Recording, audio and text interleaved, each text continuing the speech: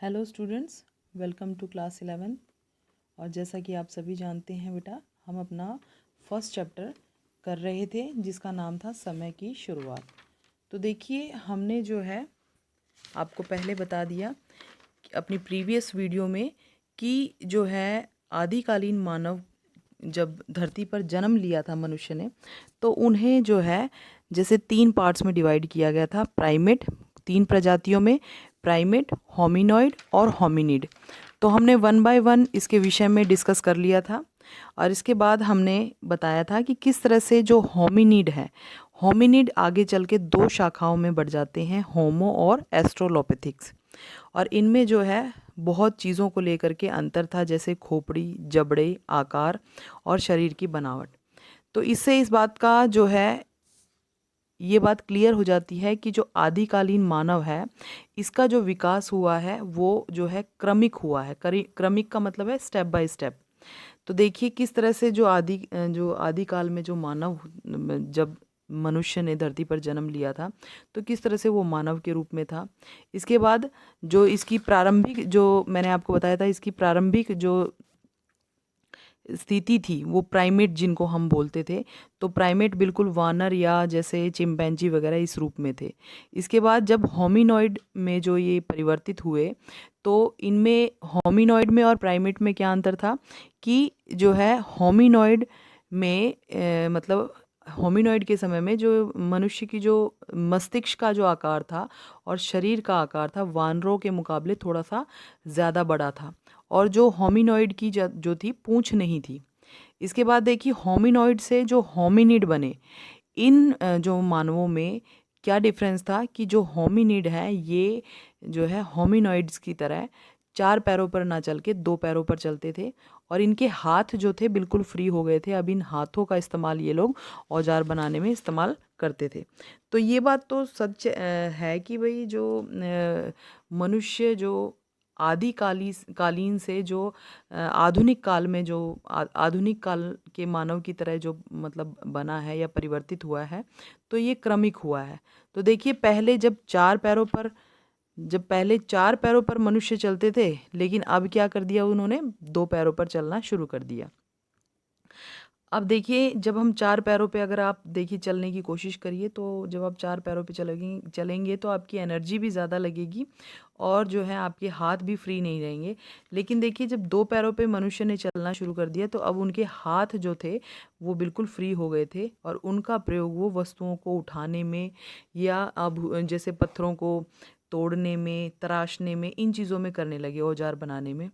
अब जो है उनकी जो ऊर्जा है उसकी खपत कम हो गई। ऊर्जा कैसे, मतलब देखिए, एक इंसान जब दोनों हाथों से और दोनों पैरों से चलता है तो उसकी एनर्जी ज़्यादा लगती है।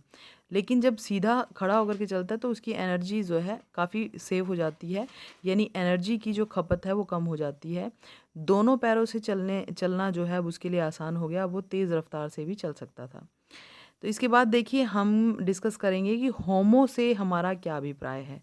देखिए, मैंने आपको पीछे भी बताया था कि होमो और एस्ट्रोलोपिथिक्स 2 भागों में जो है होमिनिड को बांट दिया गया था। अब देखिए होमो का मतलब क्या है, क्वेश्चन क्या अराइज होता है यहाँ पे कि होमो का मतलब क्या है। देखिए, लातीनी भाषा में जो होमो शब्द है उसका मतलब होता है आदमी। आदमी में पुरुष भी आते हैं और महिलाएं भी आती हैं। जिस तरह हम कह देते हैं ना इंसान, अब इंसान में औरतें भी होती हैं, इंसान तो, और पुरुष भी होते हैं। वैज्ञानिकों ने होमो की आगे चल के जो है मतलब कई प्रजातियों में होमो को बांट दिया है। यानी जिस तरह से प्रारंभिक मानव को जो है प्राइमेट, होमिनॉइड और होमिनिड में बांटा था, इसी तरह जो होमो है यानी इंसान को आगे चल के वैज्ञानिकों ने 3 पार्ट्स में डिवाइड किया है। वो 3 पार्ट्स देखिए सबसे पहला जो है होमो हैबिल्स। होमो हैबिल्स, और जो दूसरा है वो होमो इरेक्ट्स है, और तीसरा है होमो सैपियंस। इन 3 पार्ट्स में जो है वैज्ञानिकों ने होमो यानी इंसान को बांटा था। तो 1 बाय 1 देखिए कि होमो हैबिल्स में, होमो इरेक्ट में और होमो सैपियंस में क्या डिफरेंस है। देखिए, होमो जो हैबिल्स थे यानी वो इंसान जो औजार बनाने वाले थे, यानी औजार बनाना जिन्होंने शुरू कर दिया था, वो होमो हैबिल्स कहलाए। और इनका जो अगर हम क्षेत्र देखें तो इथोपिया, तंजानिया आदि देशों में जो है इस प्रकार के इंसानों के अवशेष मिले हैं। इसके बाद जो नेक्स्ट वन है वो देखिए होमो इरेक्ट्स। होमो इरेक्ट्स जो हैं वो 2 पैरों पर चलने वाले जीव थे, यानी कि 2 पैरों पर चलने वाले इंसान थे, यानी सीधे खड़े होकर के, इरेक्ट मतलब सीधे खड़े होकर के चलने वाले। इनके जो साक्ष्य हमें मिले हैं वो अफ्रीका और एशिया जैसे देशों में इनके अवशेष मिले हैं, तो हमें इनके साक्ष्य वहाँ से मिले हैं। और लास्ट वन है हमारा होमो सैपियंस। सैपियंस देखिए, इन सैपियंस जो होमो सैपियंस हैं वो मतलब इन पिछले हैबिल्स और इरेक्ट से थोड़ा से जो है डिफरेंट थे। कैसे? ये जो मनुष्य थे ये चिंतनशील प्राणी यानी आधुनिक मानव में परिवर्तित हो चुके थे। यानी कि जिस तरह से इनका जो मस्तिष्क विकसित हो रहा था, ये मस्तिष्क जो है इनका अब धीरे धीरे काम करने लगा था। जो चिंतनशील प्रक्रिया थी ये इनके मस्तिष्क में चलने लग गई थी। और जो ये इनके जो साक्ष्य हमें कई जो है यूरोपीय देशों में मिले हैं, जैसे जो है निएंडर घाटी, इनमें जो है हमें होमो सैपियंस के अवशेष मिले हैं। इसके बाद देखिए जीवाश्म जो हमें प्राप्त हुए हैं, यानी कि जो उन जीवों के अंश यानी ऐसे लोगों के साक्ष्य जो हमें मिले हैं उनका नामकरण किस आधार पर किया गया है।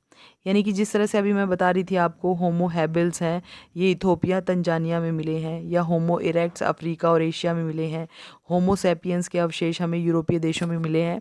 तो ये देखिए इनका नामकरण जो हमने किया है, ये नामकरण किस आधार पे किया है ये हम नेक्स्ट पॉइंट में अपना देखेंगे।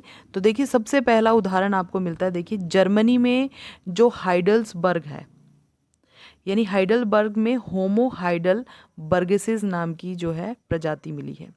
इसके बाद नियंडर घाटी है, यहाँ हमें होमो नियंडर जो है थैलिसिस प्राप्त जीवाश्म प्राप्त हुए हैं। ठीक है ना, होमो नियंडर घाटी से हमें ऐसे जीवाश्म प्राप्त हुए हैं जिनको होमो नियंडर थैलिसिस कहा गया है। यानी कि मानव के जो जीवाश्म का जो नाम रखा गया है वो उन जहाँ से वे पाए गए हैं उन स्थानों के नाम के आधार पर रखा गया है। इतना आपको सभी को क्लियर हो गया बच्चों। उसके बाद देखिए हमारा जो नेक्स्ट पॉइंट है वो है कि आधुनिक मानव का उदय कहाँ से हुआ है, इस बारे में विद्वानों का मत क्या है।